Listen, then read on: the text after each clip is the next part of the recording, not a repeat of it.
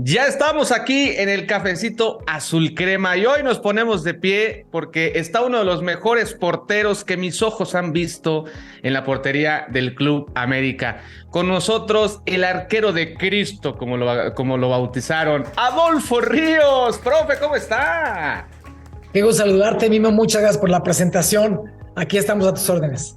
Oiga, muchas gracias por aceptar la invitación. 2 años, le decía, 2 años hace de aquella entrevista que tuvimos en donde nos contó de todo. Han pasado muchas cosas, han pasado momentos, ha estado activo. La gente está participando en esta entrevista y quiero decirle que dejaron muchísimas preguntas. Por supuesto, me encantaría hacérselas. Pero vamos a comenzar un poquito porque la gente que no tuvo la oportunidad de ver la primera sabe perfectamente que usted se formó en Pumas, ¿no? Que fue un jugador de Pumas y que allá debutó. Pero, ¿cómo fue ese cambio, no? Porque pasó por diferentes equipos, Veracruz y Necaxa. ¿Cómo fue el día en el que se entera que va a ser jugador de la América? Porque usted venía con una ideología de Pumas. ¿Cómo fue ese día para Adolfo Ríos? Mira, Mimo, primero háblame de tú, por favor. Ah, perfecto, muchas gracias. Mira, donde yo me formé fue en Uruapan. Yo soy de Uruapan, Michoacán. Yo jugué en tercera y segunda división en mis inicios. Jugué 5 años entre tercera y segunda división en Uruapan. Después de ahí llegué a Pumas a segunda división, que era un equipo de Pumas CENEP, donde nos enfrentábamos estando yo en Uruapan.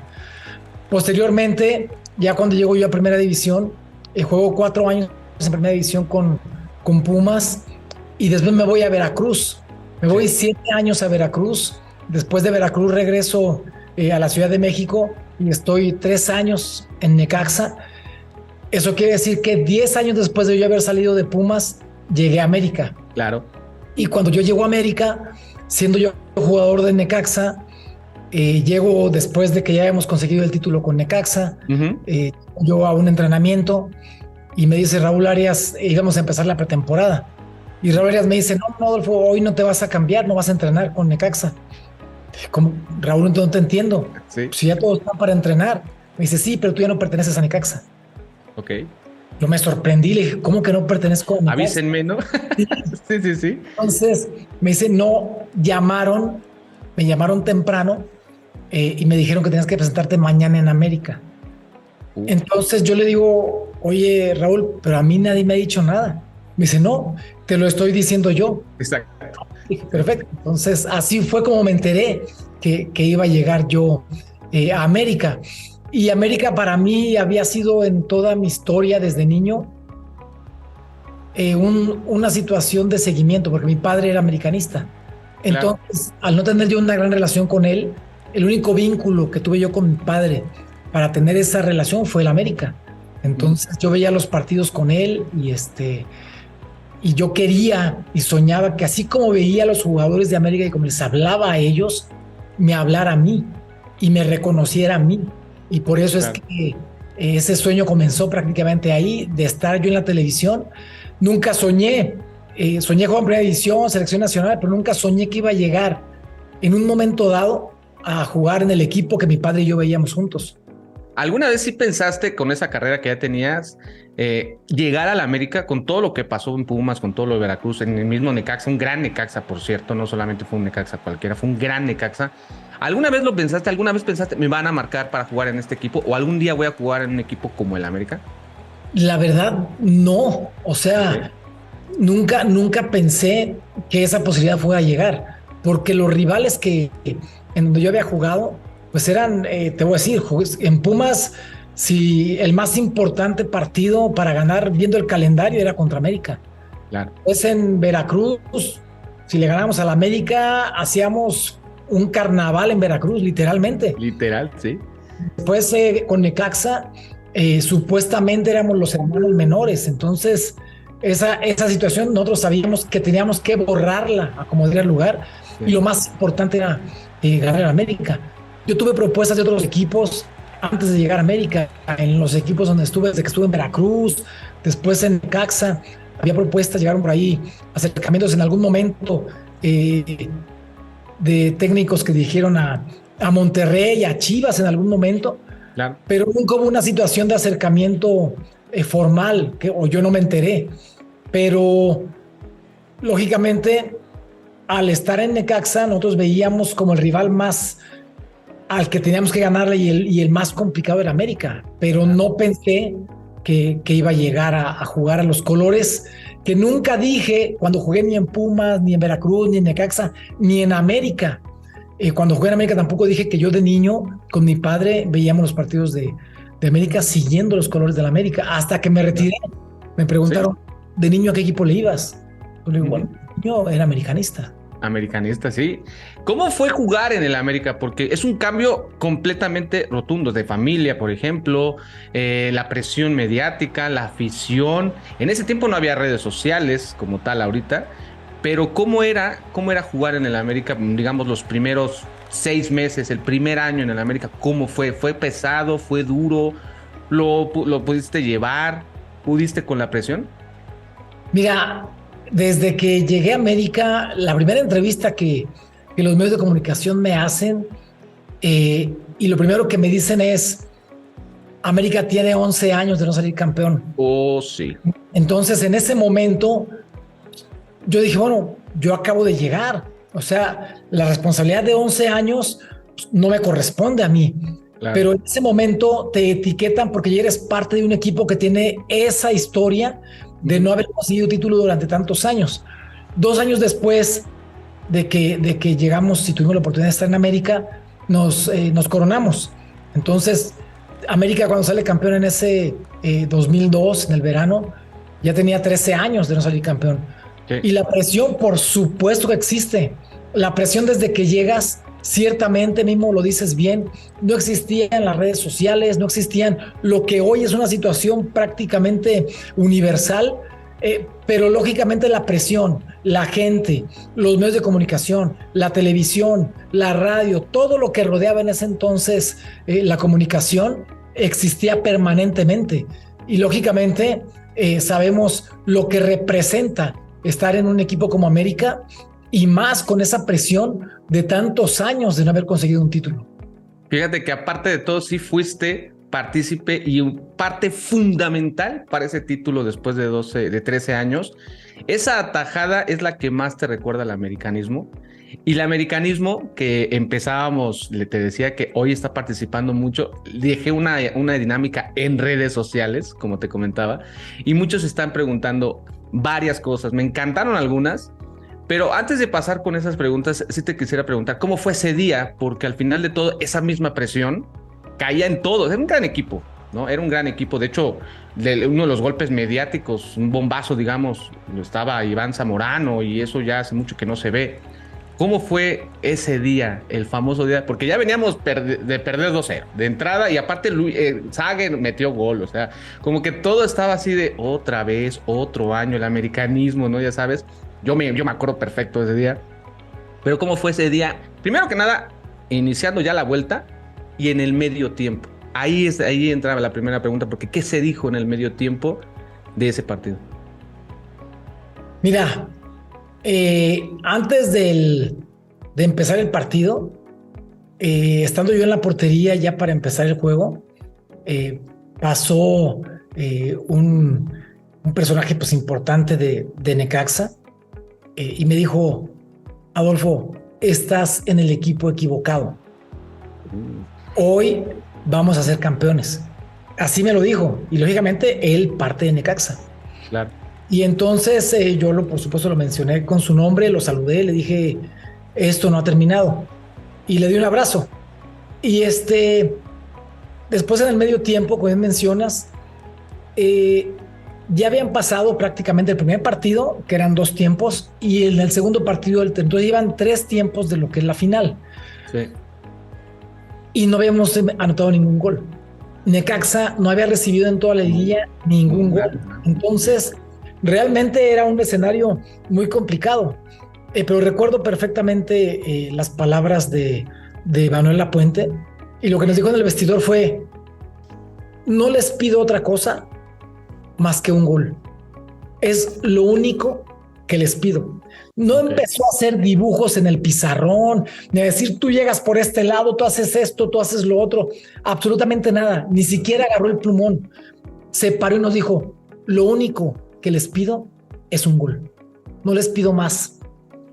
y se salió. Ok. Entonces nos quedamos. Sí, pues sí. Esa es la indicación. Sí. Entonces nosotros no sabíamos la trascendencia que iba a tener ese gol. Entonces dijimos, oye, vamos a hacer un gol. Pase lo que pase, vamos a hacer un gol. Si perdemos el partido, hacemos un gol, estamos cumpliendo una exigencia de nuestro técnico. Claro. Cuando hacemos el primer gol, que es Patiño, cambió radicalmente la situación. Con la gran experiencia y el colmillo largo y retorcido de un entrenador como Manuel Lapuente, él sabía que nosotros haciendo un gol iba a revertir el tema emocional, porque antes de ese gol, tú escuchabas a los jugadores en la cancha, escuchabas a los jugadores de Necaxa cuando se hablaban ellos, cómo se apoyaban, cómo hacían coberturas, se animaba uno a otro todo el tiempo. Sí. Cuando hacemos el gol, cambió radicalmente. Ya se les dio. Esta presión, ya empezaron a gritarse ellos de manera diferente. Empezaron a exigirse de manera diferente. Y cuando hacemos el gol y la gente que estaba en el estadio de América parecía una cosa irreal, porque parecía que no estaban hasta flotando en el estadio. Sí. Eso cambió completamente la perspectiva del partido. Y, por supuesto, la intención que teníamos de buscar acomodar al lugar un título y la motivación que teníamos de saber que sí se podía, después de todo, y con ese gol cambiar. Y así fue. Y ahí viene un momento de alta presión para un portero, porque en ese tiempo, para los que no se acuerdan o no sabían, en ese tiempo había gol de oro. En ese tiempo, el que literal, como ustedes cuando juegan afuera en sus cuadras, el gol gana, ¿no? Entonces, ahora imagínense a Adolfo Ríos en la portería, sabiendo que si le meten un gol, se iba a ir todo se iba a tirar a la basura. Entonces, ¿cómo fue la presión para ese segundo, en el famoso tiempo extra, que en este tiempo es donde cayó el gol? Porque cayó el gol de Zamorano, ¿tú te viste ya campeón? O sea, ¿realmente fue así de, ya todo Zamorano, ya estamos del otro lado, ya nos vimos campeones? ¿O todavía en ese momento no te sentías campeón? No, porque cuando cayó el gol fue en tiempo reglamentario. Entonces el partido termina el partido empatados a 2. Entonces sabíamos lo que representaba la siguiente fase. No eran 15 minutos un tiempo y 15 minutos de segundo tiempo extra y después penales, no. Ya esa situación era gol de oro. Si en ese tiempo, por supuesto, no caía ningún gol, nos íbamos a penales. Claro. Esa situación, esa instancia, sabíamos que en un momento dado podíamos hacer un gol. De hecho, hacemos un gol que nos anulan también antes de eso. Y en ese momento no piensas, Mimo, realmente todo el entorno no te da para pensar en, híjole, ¿qué pasará o qué pasaría? Estás concentrado en el partido. No es una situación de verdad que digas, como muchas veces la gente dice, voy a disfrutar el partido. O sea, no se disfruta un partido de fútbol a esas instancias. O sea, se sufre, se trabaja y principalmente se busca y se esfuerza para poder ser campeón. Ya cuando termina el partido y ganaste y fuiste campeón, entonces disfrutas todos y cada uno de los momentos que sucedieron en el partido. Pero sabíamos que no podía haber una situación de recibir un gol porque quedábamos prácticamente, nos dejaban sembrados en la cancha. Sí. Y no imagino lo que hubiera sido. Lo que pasó a favor nuestro, no me lo imagino en contra. O sea, de decir, hijo, nos hicieron ese gol, el árbitro pitó en ese momento al final, la gente de Necaxa comenzó a brincar y nosotros lo veíamos brincar en la cancha y no podíamos hacer nada. Entonces no me imagino cómo lo que hubiéramos sentido.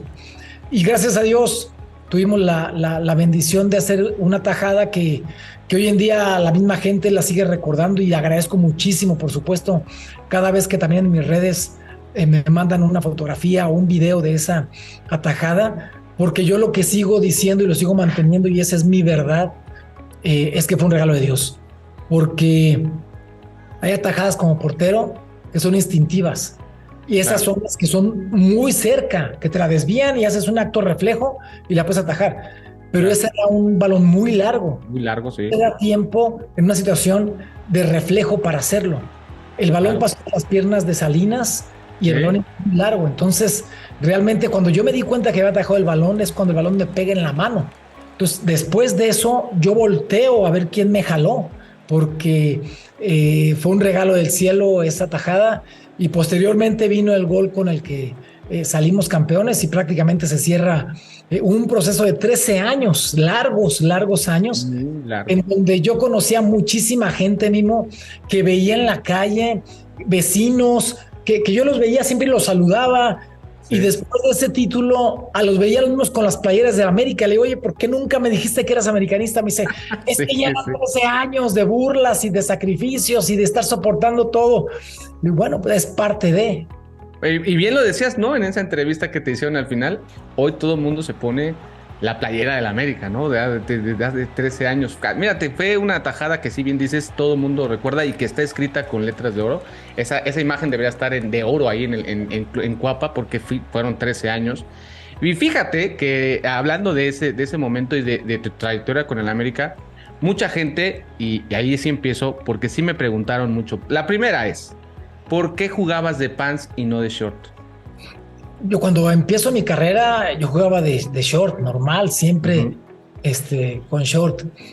Posteriormente, toda mi época en Pumas y después en Veracruz, el inicio de las temporadas que jugué allá, que fueron 7 años, era también con short. Pero las canchas de entrenamiento y las canchas en el Pirata Fuente eran muy duras con el calor que hacía y regularmente las porterías estaban sin pasto. Entonces... yo entrenaba siempre con pants y manga corta y salía a jugar con short y manga larga, o sea, a la inversa. Entonces un día dije, bueno, voy a jugar como entreno, porque mismo cuando eres portero y sales por un balón y traes short, y en aquel entonces que salías y te quemabas prácticamente la piel, claro. Las molestias. En la noche se te pega la sábana, tenías que ponerte una especie de dona que tenías que fabricarte para que no se te pegara la pijama, claro. Y siempre se te pegaba involuntariamente. Y eso tardaba mucho. La costra, cada vez que entrenabas, otra vez se te caía. Entonces era un tiempo, a lo mejor te echabas 1 o 2 semanas con molestias para poderte tirar de ese lado. Entonces dije, bueno, ¿para qué? ¿No? ¿Qué necesidad? Si salgo a jugar con pants, me voy a quitar todo ese tema de problemática. Y así fue. Entonces empecé a jugar con pants y manga corta, y así prácticamente los últimos 15 o 18 años de mi carrera fueron así. La verdad es que sí, te entiendo perfectamente. Mi papá fue portero y también, bueno, en las ligas bancarias, porque él jugó en la bancaria. Yo practiqué con él 6 meses. Me dijo, bueno, jugamos de todo, pero me dijo, ¿te interesa? Le dije, bueno, quiero ver qué se siente, ¿no? En los entrenamientos, todo este rollo. Y te entiendo perfectamente, sí duele el cuerpo horrible. Y ustedes, la verdad, sí es mis respetos, porque aparte de todo es el entrenamiento completo y absolutamente diferente. O sea, nada que ver con el entrenamiento. Es muy físico y duras hasta 4 horas entrenando, más que ellos. Entonces sí, completamente se entiende. Y mis respetos, mi querido Adolfo, la verdad es que sí, mis respetos. Otra de las que también va por ahí de la gente, y esa sí me la preguntaron mucho, ¿por qué? ¿Por qué se fue Adolfo Ríos si estaba en un momento, o sea, físicamente, la edad? Hoy hay porteros que llegan hasta los 46 años, Adolfo.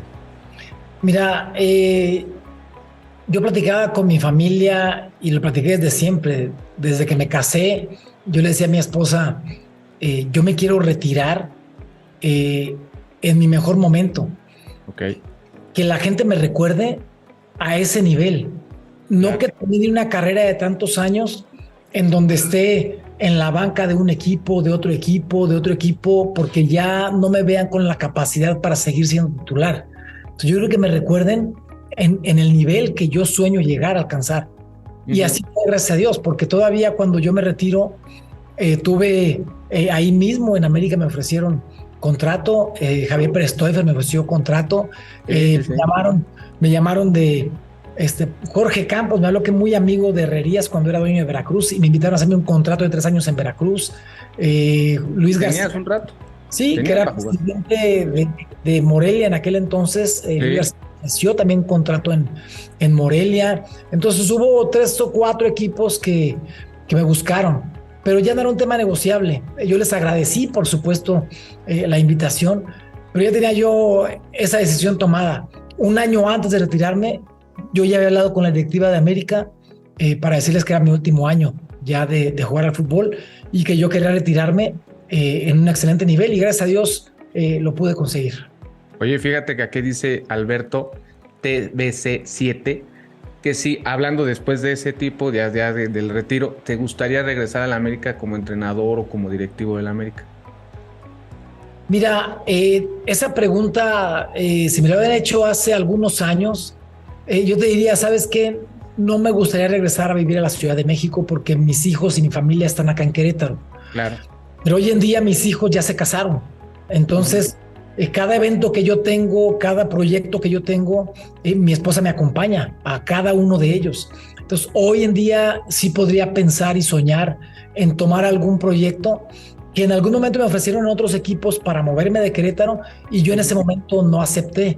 Y hoy, lógicamente, las puertas las tenemos abiertas con proyectos que se puedan presentar en un momento dado. O sea que si América te buscara para director deportivo, Adolfo Ríos está completamente listo.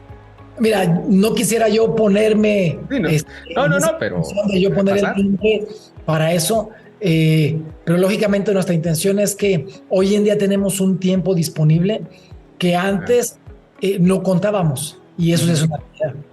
Oye, y fíjate, hay otra ¿qué opinas tú de la presión que actualmente viven los porteros, no solamente los de la América, sino todos por lo mismo de las redes sociales, por lo mismo, porque cuando estás en un equipo, y eso lo dice JCRMSK, aquí está, lo menciona, ¿y qué opinas de los abucheos? Porque hoy la presión es completamente diferente, no había redes sociales en aquellos días como platicábamos, pero hoy sí se nota demasiado el ataque, no solamente a uno, a varios, le ha tocado al Bicho, a Messi, a Mbappé.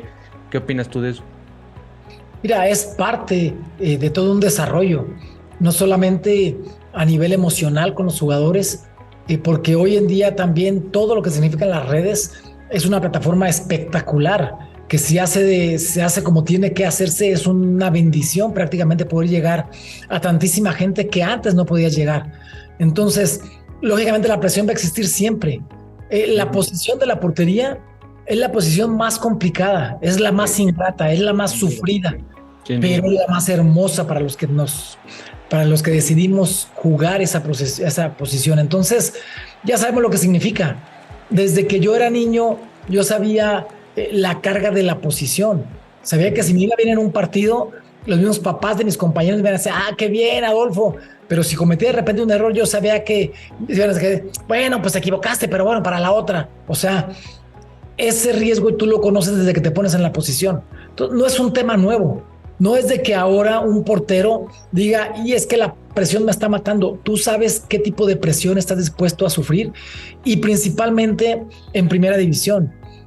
Todos para llegar a primera división ya pasaron por pruebas increíbles, por situaciones complicadas para llegar a ser titulares en primera división. Entonces, toda la cuestión de críticas es normal, pero es algo a lo que se tiene que acostumbrar. La presión en la posición es algo al que tiene que ser parte de la vida del portero.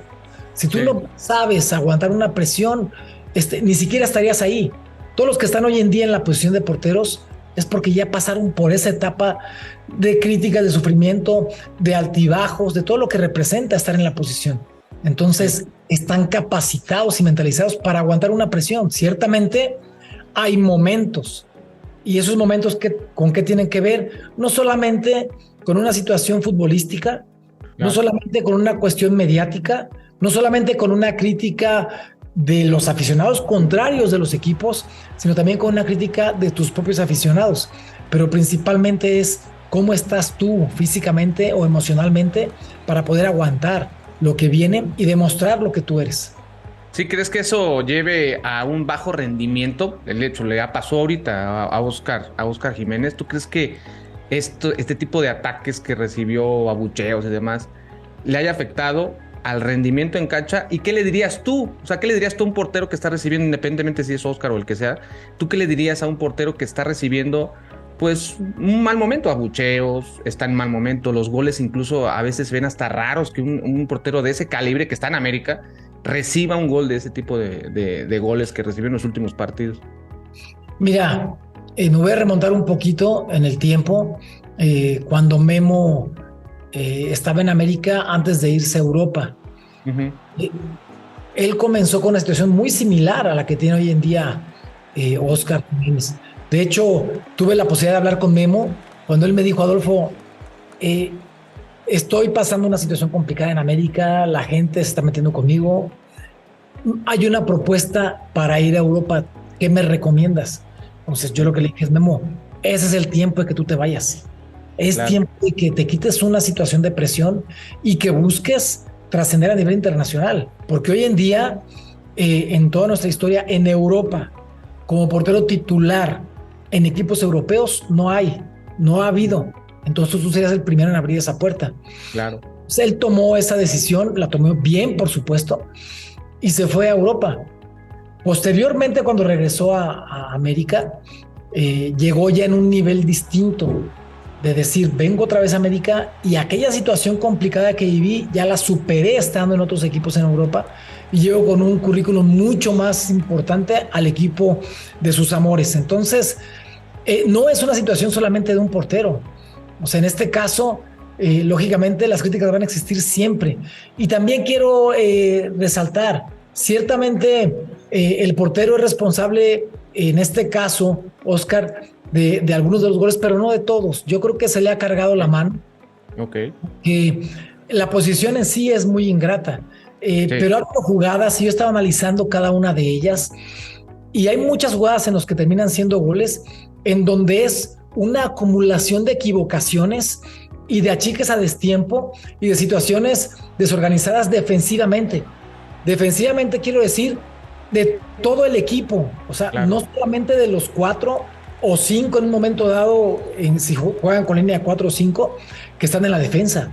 Porque el primer defensa cuando se pierde el balón es el delantero. Es el delantero. Entonces, sí, claro. En esta situación, analizando los goles, vamos viendo que se va haciendo una acumulación de achiques a destiempo, de pérdidas de balón, de situaciones de coberturas tardías y que al final terminan siendo goles por una acumulación de equivocaciones del equipo en general. Sí, en general, sí, claro. A quien se le va a cargar el gol es al portero. Pero eso es algo que tenemos que entender absolutamente todos los que hemos sido porteros. Sí, y este América sí carece, ¿no? Sí le falta un trabajo defensivo que es el que se nota. Son 14 goles, incluso no tanto, pero son 14 goles que ha recibido el equipo. ¿Qué le falta a este América, Adolfo, para ser campeón? Ahorita que lo estás viendo, ya no solamente este torneo, ya llevamos 5. No queremos llegar a 13, eso sí no queremos, y ojalá que no, pero ya van casi 5 años sin ser campeones. ¿Qué le falta a la América para ser campeón? Mira, es que no hay una situación en la cual alguien define y te diga qué te falta para ser campeón. Es un proceso. Ese proceso me parece a mí que el Tano Ortiz ha trabajado bien, porque literalmente me parece a mí que sin tener grandes figuras, porque literalmente tiene jugadores jóvenes, sí, internacionales, por supuesto, pero no tiene grandes figuras consagradas. En antaño, los jugadores que llegaban a América tenían que venir con un prestigio ya ganado en cualquier otro equipo para poder llegar con credenciales y sumar a un equipo como América. Entonces, esa situación que te generaba, que tenías garantía en la cuestión de los jugadores extranjeros que podían llegar para poder hacer la diferencia futbolísticamente hablando. No quiero decir con esto que los que están no hagan la diferencia, porque hoy en día los jugadores extranjeros que hay en América se ponen un overall y trabajan espectacularmente. No todos. Hay algunos que han quedado a deber, pero los jóvenes principalmente están trabajando y poniéndose ese overall dentro de la cancha, peleando cada partido. Lógicamente, el Tano está haciendo lo que puede con lo que tiene. Porque si nos vamos a un tema de comparar equipos con cuestiones de sueldos o de costo de extranjeros, América no está hasta arriba. Hay otros equipos que tienen una nómina mucho más alta y tienen una cuestión de sueldos y de incluso situaciones de traer jugadores en otro nivel que América. Y esa situación en un momento dado es sano para América, para no estar en una situación de tener que despilfarrar como en algunas ocasiones se hizo, y que hoy en día con el trabajo le alcance para poder llegar. Yo creo que América va por el camino. El problema acá, literalmente, es que viene un tipo de presión como siempre la ha habido en América. Y esa presión tiene que acostumbrarse el técnico, los jugadores, las familias de los jugadores a soportar esa presión para poder cerrar filas y buscar, en base al trabajo, un campeonato. El torneo pasa sí. muy bien. Sí, sí. Vamos La a ver. verdad es que hoy día las redes sociales sí están influyendo mucho, aunque tal vez digan que no. Yo creo que sí están influyendo mucho. Y bueno, pues sí, yo creo que también otra de las partes que el americanismo quiere es que regresen esas contrataciones que decías tú. No se trata de tener en cantidad, sino calidad, ¿no? En tus tiempos, los extranjeros que venían eran otro nivel. Por ejemplo, Iván Zamorano. Pero también tenías a un Luis Hernández, también tenías a un Pavel Pardo y así sucesivamente. Hoy, la verdad, el americanismo piensa que el plantel, no, aunque sí es vasto, no es el de calidad y como lo mencionabas tú. A Malagón lo conoces, lo has llevado, tienes algo de Malagón que te llegue, algún tipo de cualidad que tengas de Luis Ángel. Mira, de entrada somos michoacanos los dos, entonces Eso sí, sí. este es un arquero bien trabajado, es un arquero Okay. que tiene ya un recorrido en haber estado en Necaxa como titular. Lógicamente, él llegó sabiendo que iba a pelear una posición. Él llegó sabiendo que no era un tema de que porque vengo de ser titular, ahora me van a dar la titularidad acá en América. Sí, no, Pues, un no, tema no. que ya Oscar había esperado mucho tiempo una posibilidad y una oportunidad para ser titular.